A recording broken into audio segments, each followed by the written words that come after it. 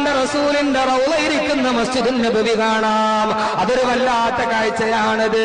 ദീപാലങ്കാരങ്ങളിൽ കുളിച്ചു നിൽക്കുന്നത് പോലെ, സ്വർണ്ണത്തിൽ വെട്ടിത്തിളങ്ങുന്നത് പോലെ 450 തൂണുകൾ നിലഞ്ഞു നിൽക്കുന്ന, ചലിച്ചുകൊണ്ടിരിക്കുന്ന ഇലക്ട്രിക് കുപ്പകളെ കൊണ്ട് നിറക്കപ്പെട്ട ഒരു വെള്ളക്കൊട്ടാരം പോലെ, മേഘപാളികളുടെ ഇടയിലൂടെ തെങ്ങി നീങ്ങുന്ന ഒരു വെള്ളക്കൊട്ടാരം പോലെ ലോകത്തിന്റെ രാജകുമാരന്റെ ഉറക്കറ കാണാം.